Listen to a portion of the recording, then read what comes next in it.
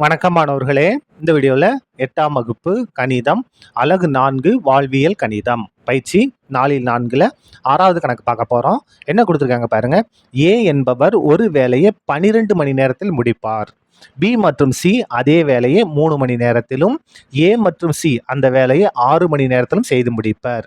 அதே வேலையை பி தனியே எவ்வளவு மணி நேரத்தில் முடிப்பார்? என்ன கொடுத்துருக்காங்க?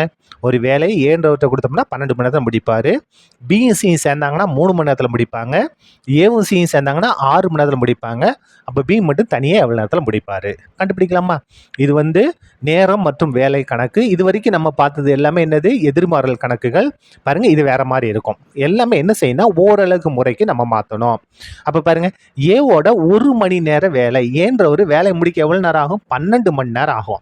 அப்போ 1 மணி நேரத்தில் எவ்வளோ முடிப்பார்? 12ல் 1. பாருங்க, பி மற்றும் சி மற்றும் 2 பேர் சேர்ந்து இது பண்ணாங்களே, அப்போ B plus C. B plus சியோட 1 மணி நேரத்து வேலை மொத்தம் எத்தனை மணி நேரத்தில் முடிப்பாங்க? 3 மணி நேரத்தில் முடிப்பாங்க. அந்த 3 பகுதியில் எழுதிட்டு மேலே 1, 3ல் 1 பங்கு. அதுக்கடுத்து பாருங்க, ஏ பிளஸ் எவ்வளோ நேரத்தில் முடிப்பாங்க?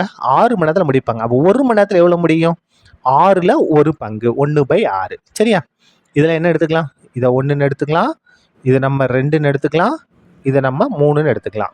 இப்போ என்ன செய்ய போகிறோம்னா, இந்த 1 கொண்டு வந்து எதில் பிரதியிட போகிறோம்? இங்கே பிரதியிட போகிறோம். பிரதியிடுவோமா? பாருங்க, 1ஐ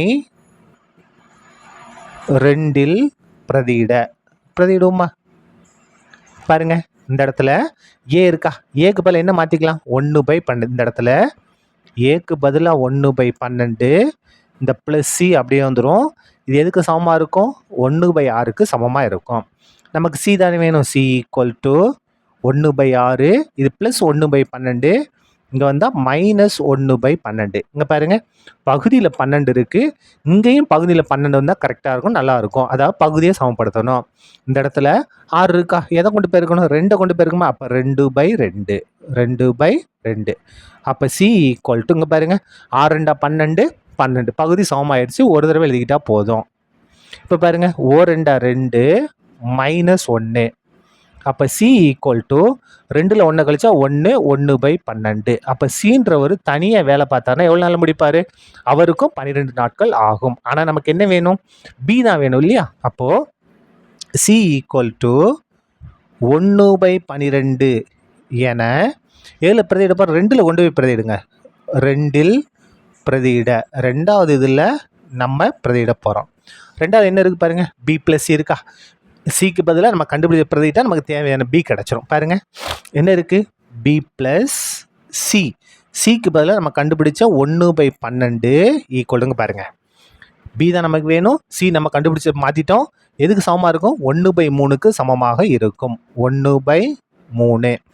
இப்போ பாருங்க, பி = 1/3. இது ப்ளஸ் 1/12. இங்கே வந்தால் -1/12. இப்போ நம்ம பகுதியை சமப்படுத்திக்கலாமா? இங்கே 12 இருக்குது, இங்கே 3 தான் இருக்குது. அப்போ எதை கொண்டு பெருக்கணும்? 4 கொண்டு பெருக்கணுமா? 4/4.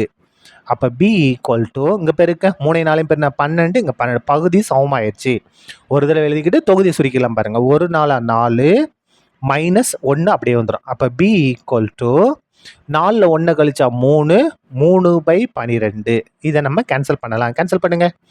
1 3 3, 4 3 12. அப்போ பி = 1/4. பி = 1/4. இப்போ பாருங்க, அப்போ பி எத்தனை நாளில் வேலையை முடிப்பார்? 4 நாளில் முடிப்பார். இந்த ஆன்சர் நம்ம தலைகீழ மாற்றிக்கணும். அப்படி இல்லைன்னா இங்கே தொகுதியில் 1 இருக்கும்போது பகுதி தான் ஆன்சர். அப்போ 1/4 இருக்கா? பகுதியில் 4 இருக்கா? இதான் என்னது? நமக்கு தேவையான ஆன்சர். அப்படின்னா நீங்கள் என்ன செஞ்சுக்கலாம்? தலைகீழ மாற்றி கூட எடுத்துக்கலாம். அப்போ பாருங்க, பி அந்த வேலையை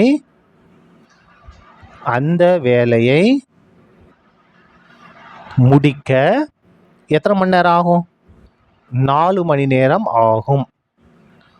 4 மணி நேரம் ஆகும். அப்படி இல்லை 4 மணி நேரம் தேவை. எப்படினாலும் நீங்கள் எழுதிக்கங்க. சரியா? அவ்வளோதான், இந்த கணக்கு முடிந்தது. நன்றி.